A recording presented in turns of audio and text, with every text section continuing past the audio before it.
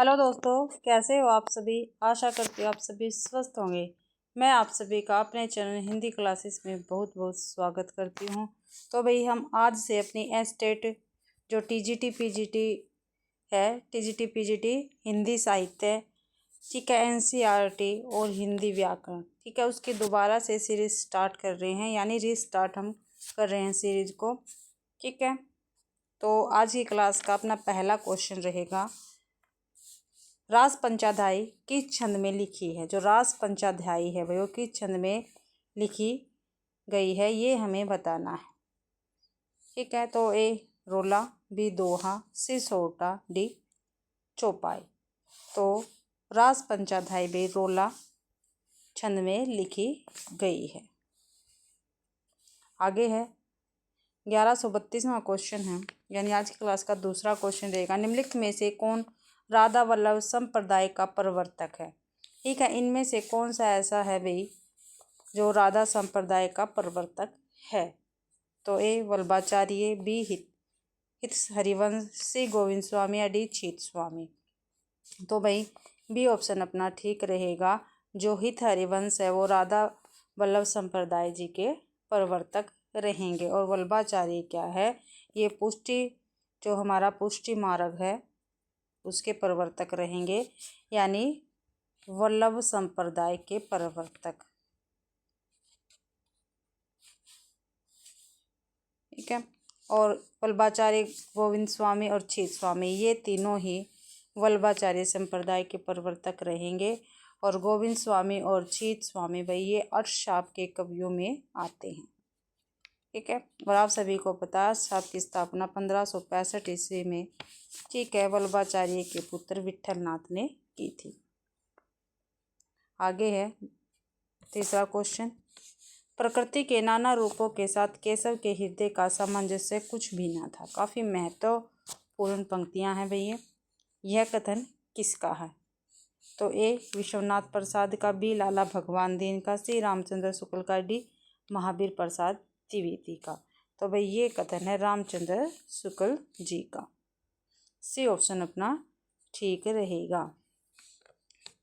आगे है, हमन है इश्क मस्ताना, हमन को होशियारी क्या, रहे आज़ाद या जग में, हमन दुनियादारी से यारी क्या। तो इन काव्य पंक्तियों के रचयिता कौन है। जो ये काव्य पंक्तियाँ दे रखी है इनके रचयिता पूछा है कौन है। तो ए अमीर खुसरो है, बी नज़ीर अकबराबादी है, सी उस्मान है या डी कबीर दास है। तो हमन है इश्क मस्ताना, हमन को होशियारी क्या, रहे आज़ाद या जग में, हमन दुनिया से यारी क्या। तो ये कबीर दास की पंक्तियाँ रहेंगी भी, और काव्य पंक्तियाँ हैं ये। अगला क्वेश्चन है, हिंदू मग पर पाव न राखो का बहुते जो हिंदी भाख्यो। तो ये काव्य पंक्ति किस बोली में रहेगी। तो ए ब्रज में, बी भोजपुरी में, सी अवधी में, डी बुंदेली में। तो ये पंक्ति भाई अवधी भाषा में रहेगी। अगला क्वेश्चन है 1136वां, एक तनी हुई रस्सी है जिस पर मैं नाचता हूँ, पंक्ति के रचनाकार कौन है। तो भाई ये जो पंक्ति दे रखी है ऊपर, इसके रचनाकार हमें बताने हैं भाई कौन है। तो ए अज्ञे है, बी सर्वेश्वर दयाल सक्सेना, सी त्रिलोचन है, डी केदारनाथ अग्रवाल है। तो एक तनी हुई रस्सी है जिस पर मैं नाचता हूँ, इस पंक्ति के रचनाकार है अज्ञे जी। कौन है भाई, अज्ञे जी रहेंगे। और अज्ञे जी की भाई रचनाएं हैं भगनदूत, काफ़ी महत्वपूर्ण है, चिंता, इतेल्यम, ठीक है, और हरी घास पर क्षण भर, ठीक है, ये अज्ञे जी की रहेंगी। और त्रिलोचन की है भाई धरती, गुलाब और बुलबुल, गुलाब और भाई बुलबुल, ठीक है, दिगंत काफ़ी महत्वपूर्ण है, ताप के ताए हुए दिन काफ़ी महत्वपूर्ण है त्रिलोचन जी की, ताप के ताए हुए दिन, ठीक है। और शब्द अरे एक और है, उस जनपद का कवि हूँ, का कवि हूँ, काफ़ी महत्वपूर्ण है भाई ये। और शब्द इनकी, ये रचना इनकी काफ़ी महत्वपूर्ण रहेगी, ठीक है। जो सर्वेश्वर दयाल सक्सेना है, इनका है खूंटियों पर टंगे लोग। काफ़ी बार पेपर में पूछा गया है। खूंटियों पर टंगे लो भाई। ठीक है। काठ की घंटियाँ,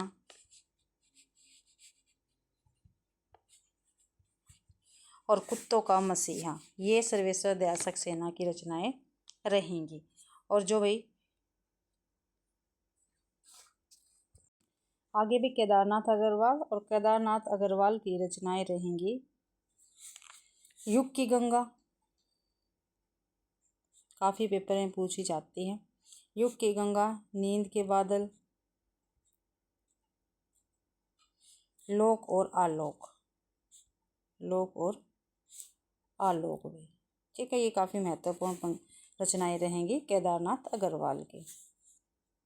अगला क्वेश्चन है, युग धारा के रचयिता कौन है? जो युग धारा रचना है, इसके रचयिता कौन है भाई? तो सुमित्रानंदन पंत है, महादेवी वर्मा है, सी नागार्जुन है, डी केदारनाथ अग्रवाल है। तो भाई सी ऑप्शन अपना ठीक रहेगा। युग धारा के रचयिता कौन है? नागार्जुन रहेंगे। और युग धारा भी इनकी है। और ब्लचनामा काफ़ी बार पेपर में पूछा जाता है। ठीक है। ये भी नागार्जुन की है। रतिनाथ की चाची काफ़ी महत्वपूर्ण है भाई, ये भी रचना पेपर में पूछी जाती है, नागार्जुन की। ठीक है। और सुमित्रानंदन पंत की है रचनाएं ग्राम्या, जो महत्वपूर्ण है, वही मैं आपको लिखवा रही हूँ, आप लिख लेना। चिदम्बरा, कला और बूढ़ा चांद भाई, कला और बूढ़ा चांद। ठीक है। ये सुमित्रानंदन पंत की रहेगी। और महादेवी वर्मा की है भाई निहार, रश्मि, नीरजा, सांध्या गीत, यामा और दीपशिखा, ये महादेवी वर्मा की रचनाएं रहेंगी। ठीक है। केदारनाथ अग्रवाल की मैंने आपको पीछे भी बताई है। ठीक है। युग की गंगा, युग की धारा तो किसकी होगी? नागार्जुन की। और युग की गंगा किसकी है? केदारनाथ अग्रवाल की। भी तो बच्चे इन्हीं में दो में काफ़ी कंफ्यूज होते हैं। युग की धारा नागार्जुन और युग की गंगा केदारनाथ अग्रवाल। नींद के बादल केदारनाथ अग्रवाल की है वे रचना। और लोक और आलोक, लोक और आलोक, ये भी केदारनाथ अग्रवाल की ही रहेंगी। आगे है क्वेश्चन अपना, शब्द जादू है मगर क्या यह समर्पण कुछ नहीं? तो ये पंक्तियाँ किस रचनाकार की है? शब्द जादू है मगर क्या यह समर्पण कुछ नहीं, ये पंक्तियाँ किस रचनाकार की रहेगी? तो ए गजानंद माधव मुक्तिबोध की, बी सच्चिदानंद हीरानंद बादशाह नग्गे की, सी शमशेर बहादुर सिंह की, डी रघुवीर शाही की। तो अपना बी ऑप्शन बिल्कुल ठीक रहेगा। शब्द जादू है मगर क्या यह समर्पण कुछ नहीं, यह पंक्ति सच्चिदानंद हीरानंद बादशाह नग्गे की रहेगी भाई। बी ऑप्शन अपना बिल्कुल ठीक रहेगा। और गजानंद माधव मुक्ति बोध की रचनाएं कौन कौन सी है जो पेपर में पूछी जाती है? चांद का मुंह टेढ़ा है, चांद का मुंह टेढ़ा। ठीक है। भूरी भूरी खाक, भूरी भूरी खाक धूल भई, ये भी गजानंद माधव मुक्ति बोध की है। सतह से उठता आदमी, ये भी गजानंद माधव मुक्ति बोध की रचना रहेगी वह। ठीक है। शमशेर बहादुर सिंह की कौन सी है जो काफ़ी महत्वपूर्ण है, वही बता रही हूँ। चुका भी नहीं हूँ मैं। ठीक है। टूटी हुई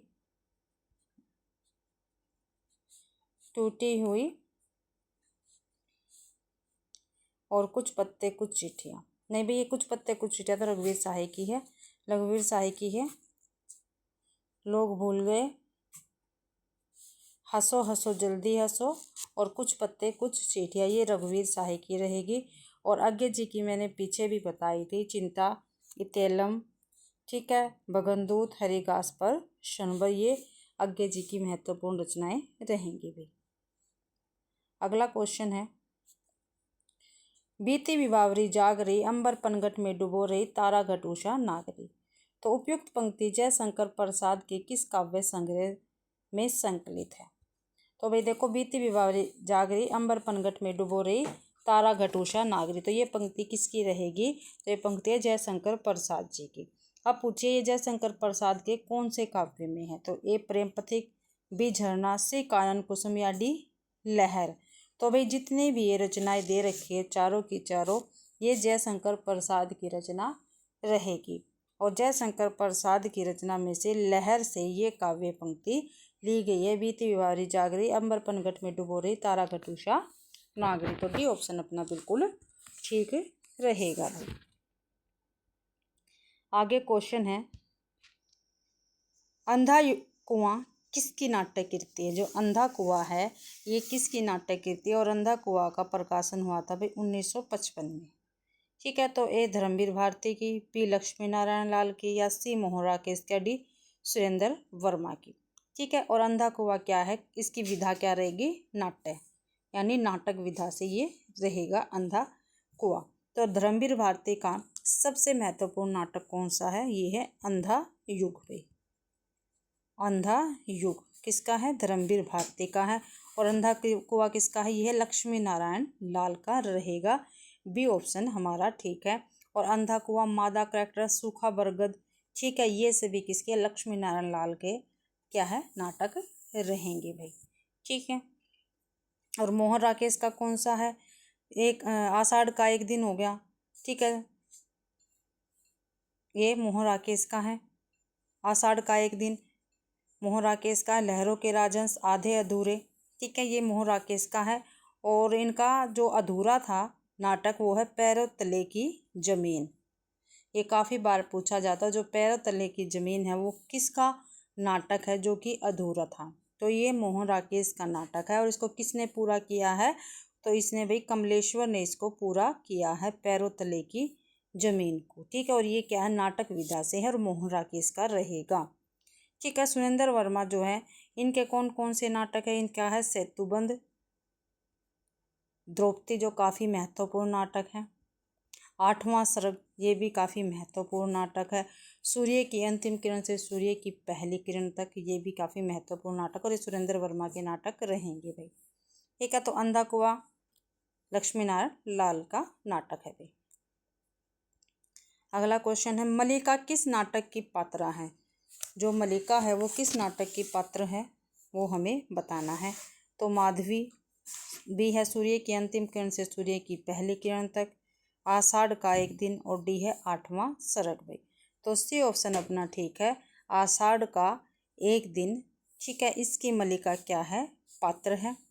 ठीक है, और ये मोहन राकेश का नाटक रहेगा। किसका भी? मोहन राकेश का नाटक रहेगा, आषाढ़ का एक दिन। और आठवां सर्ग मैंने किसका नाटक बताया था अभी ऊपर? सुरेंद्र वर्मा का भी। ठीक है, और कालिदास भी इसका पात्र है भी, आषाढ़ का एक दिन का। माधवी किसका नाटक है? ये भीष्म साहनी जी का रहेगा, भीष्म साहनी। ठीक है, सूर्य की अंतिम किरण से सूर्य की पहली किरण तक ये नाटक किसका? ये भी सुरेंद्र वर्मा का नाटक रहेगा।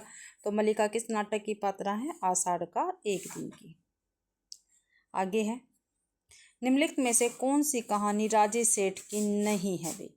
ठीक है, राजेश सेठ की नीचे 3 कहानियां दे रखी है, एक कहानी ऐसी है जो राजेश सेठ की नहीं है, वो हमें बतानी है। तो ए समानांतरण चलते हुए, ये तो राजेश सेठ की है। अपने दायरे, ये भी राजेश सेठ की कहानी है। गलत होता पंचतंत्र, ये भी राजेश सेठ की कहानी है। जो जानवी है ये राजेश सेठ की कहानी नहीं है भाई। जानवी ये किसकी है? ये जनेंद्र, जो जनेंद्र है उनकी कहानी रहेगी। जनेंद्र कुमार की जानवी कहानी है भाई।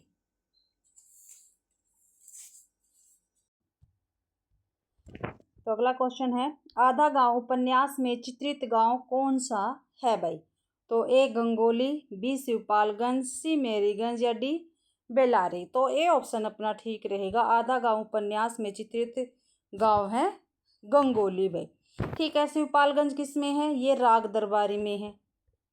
ठीक है, राग दरबारी उपन्यास जो है उसमें शिवपालगंज चित्रित गांव है, आधा गांव में गंगोली है और मेला आंचल में मेरीगंज है, मेला आंचल।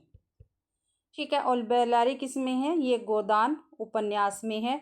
और बेलारी के साथ साथ एक गांव और इसमें दिखाया गया है, स्मेरी। तो अगला क्वेश्चन है 1144वां, महिला पुलिस कर्मियों के जीवन पर आधारित उपन्यास है। तो कौन सा है भाई महिला पुलिस कर्मियों के जीवन पर आधारित उपन्यास? तो ए ग्लोबल गांव का देवता, बी गुना बेगुना, सी मुन्नी मोबाइल या डी जिंदा मुहावरे। तो गुना बेगुना क्या है? महिला पुलिसकर्मियों के जीवन पर आधारित उपन्यास रहेगा। और ये किसका उपन्यास है? ये भाई मैत्री पुष्पा का उपन्यास है। किसका? मैत्री पुष्पा का। ठीक है। और ग्लोबल गांव का देवता, ये उपन्यास किसका? ये रणेंद्र है उनका ये उपन्यास रहेगा भाई, रणेंद्र का। और इसमें क्या दिखाया गया है, किस पे आधारित है ये? तो ये भाई आदिवासियों और वनवासियों के जीवन पर। जो आदिवासी है, आदिवासी और वनवासी, ठीक है, इनके जीवन पर आधारित उपन्यास है भाई। कौन सा? ग्लोबल गांव का देवता, और रणेंद्र इसके रहेंगे।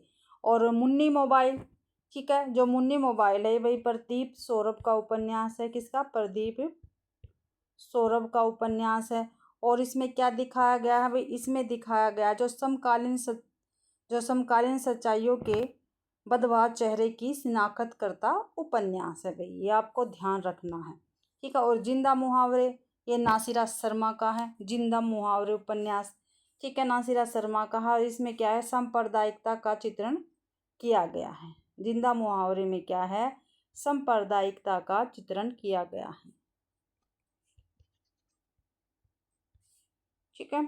अगला है क्वेश्चन, छप्पर के लेखक कौन है? जो छप्पर है इसके लेखक कौन है भाई? तो ये हमें बताना है।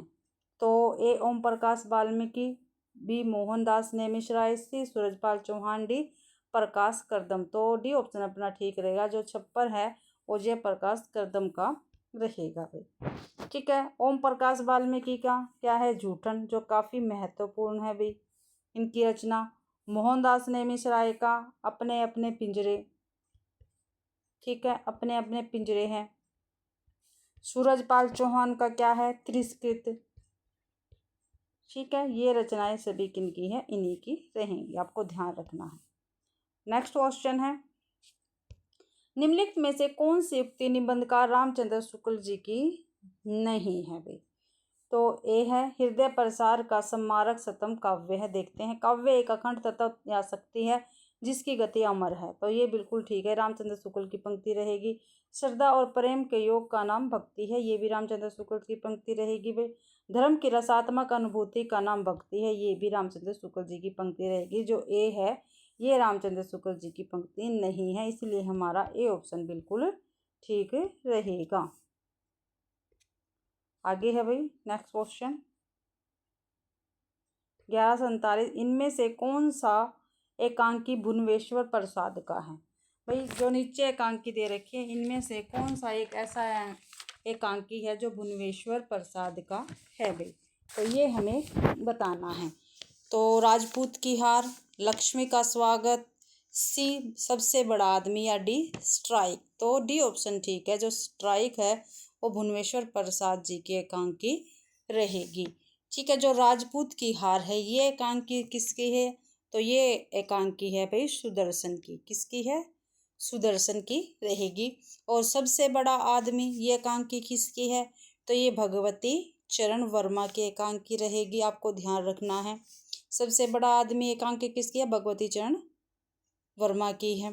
ठीक है। और लक्ष्मी का स्वागत, ठीक है, ये एकांकी किसकी है? तो ये उपेंद्र नाथ अश्क जी हैं उनकी ये एकांकी रहेगी, लक्ष्मी का स्वागत पे। तो अगला क्वेश्चन है, आगे देखते हैं भाई क्वेश्चन में क्या है। भारतेंदु बाबू हरिश्चंद्र का जीवन चरित्र, ये एक ग्रंथ है भाई। ठीक है। तो इसके रचनाकार पूछे, भारतेंदु बाबू हरिश्चंद्र का जीवन चरित्र, इस ग्रंथ के रचनाकार कौन है? तो ए राधा कृष्ण दास, बी श्याम सुंदर दास, सी श्रीधर पाठक या डी महावीर प्रसाद द्विवेदी। तो राधा कृष्ण दास क्या है, भारतेंदु बाबू हरिश्चंद्र का जीवन चित्र ग्रंथ के रचनाकार रहेंगे। और उनके साथ साथ राधा कृष्ण दास की एक बहुत ही महत्वपूर्ण रचना है दुखनी बाला, ये काफ़ी पेपर में पूछी जाती है भाई, ठीक है। और जो श्याम सुंदर दास है, इनकी है हिंदी कोविद रत्नमाला, ठीक है। भाषा विज्ञान, ये सभी किसकी है, श्याम सुंदर दास की है। और श्रीधर पाठक की आप सभी को पता है एकांतवासी योगी, जो काफ़ी महत्वपूर्ण है। सांध्य अटन इनकी है, जो काफ़ी महत्वपूर्ण है। महावीर प्रसाद द्विवेदी के कौन कौन से ग्रंथ हैं, तो महावीर प्रसाद द्विवेदी के नाट्य शास्त्र काफ़ी महत्वपूर्ण है भाई ये, ठीक है। संपत्ति शास्त्र, जो पेपर में काफ़ी बार पूछा गया है, ठीक है, ये काफ़ी महत्वपूर्ण है। और आप सभी को पता है जो महावीर प्रसाद द्विवेदी जी हैं, इन्होंने 1903 ईस्वी में क्या है, जो सरस्वती पत्रिका है हमारी, उसका संपादन किया था। और 1920 तक यही इसके संपादक रहे थे भाई महावीर प्रसाद द्विवेदी। आगे देखते हैं नेक्स्ट क्वेश्चन, इनमें से कौन शिशु संवेदना की कहानी नहीं है। भाई शिशु संवेदना की कहानी इनमें से कौन सी नहीं है, वो हमें बतानी है। तो ये नादान दोस्त, बी चोरी, सी कजाकी या डी दो सखिया। तो दो सखिया जो है वो शिशु संवेदना की कहानी नहीं है। और चारों की चारों कहानियाँ किसकी है भाई, ये मुंशी प्रेमचंद्र जी की कहानियाँ रहेंगी। और दो सखिया जो कहानी है वो है नारी प्रधान पारिवारिक कहानी है भाई, ठीक है, नारी प्रधान है, ठीक है, और पारिवारिक कहानी रहेगी।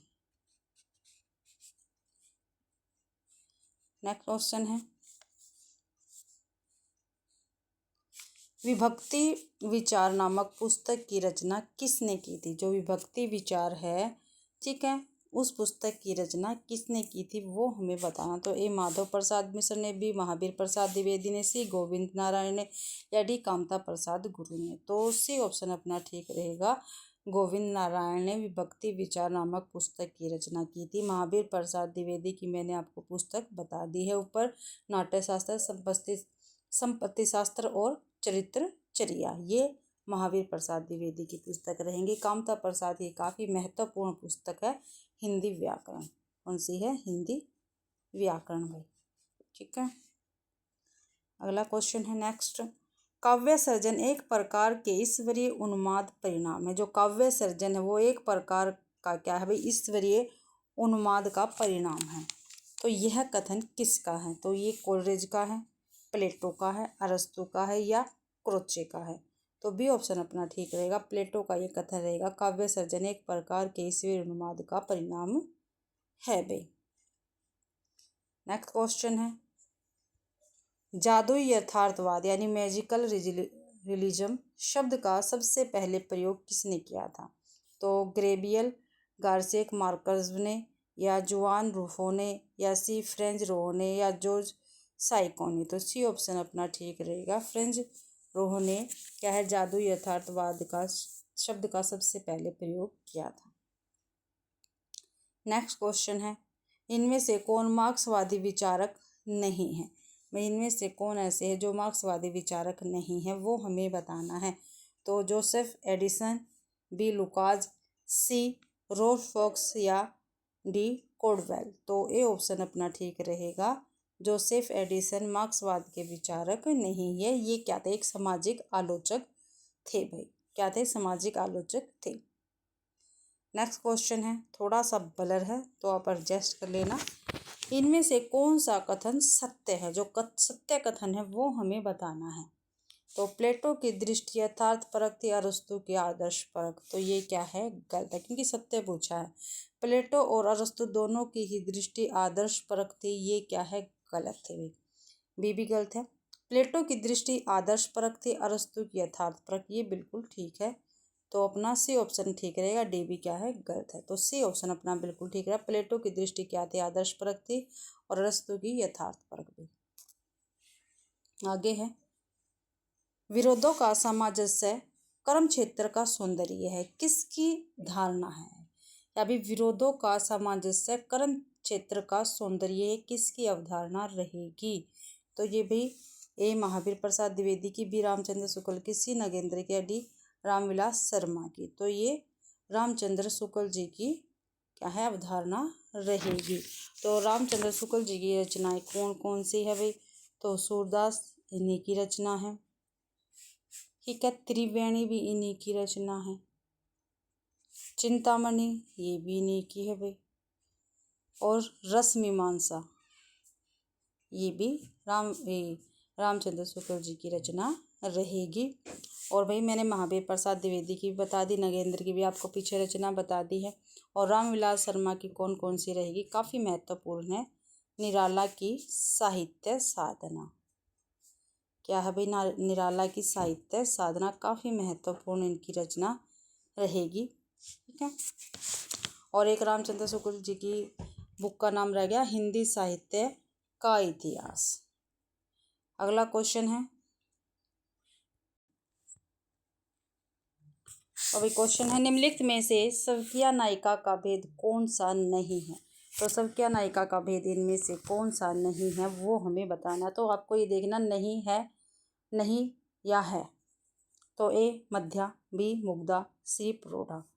तो डी ऑप्शन ठीक है। वास सज्जा क्या है? ये स्वकीय नायिका का भेद नहीं है। मध्या, मुग्धा, प्रोढ़ा ये स्वकीय नायिका के भेद रहेंगे। मुग्धा जो है वो, मुग्धा जो नायिका है इसमें काम कम लज्जा अधिक।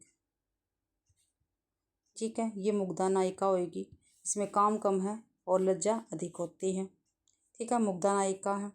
ठीक है, और मध्या में काम प्लस में लज्जा ये क्या है, दोनों बराबर रहेंगी इसमें, मध्या में। और प्रोढ़ा में काम अधिक लज्जा कम। प्रोढ़ा में क्या है, काम अधिक है और लज्जा कम। ये किस में रहेगी भाई? प्रोढ़ा में रहेगी। तो इस क्वेश्चन का अपना डी ऑप्शन ठीक रहेगा। स्वकीय नायिका का भेद नहीं है। कौन सा? ये है वाससज्जा। क्या है? वासक सज्जा। ये स्वकीय नायिका का भेद नहीं है भाई। अगला क्वेश्चन है, ध्वनि सिद्धांत के आचार्य है, जो ध्वनि सिद्धांत है इसके आचार्य कौन रहेंगे? तो ए आनंदवर्धन, बी वामन, सी मम्मट या डी विश्वनाथ। तो भाई ध्वनि सिद्धांत के आचार्य हैं हमारे आनंदवर्धन भाई। तो आपको पता है हमारे 6 क्या है संप्रदाय हैं। ठीक है, तो 6 संप्रदाय का मैं नाम बता रही हूँ, आप कहीं पर नोट कर लेना। तो पहला है रस संप्रदाय। ठीक है, इसके प्रवर्तक कौन है? भरत मुनि है। ठीक है, दूसरा है अलंकार संप्रदाय। इसके है भाई भामा। तीसरी है रीति संप्रदाय। इसके है वामन। ठीक है, फिर है ध्वनि संप्रदाय चौथा, इसके हैं आनंदवर्धन।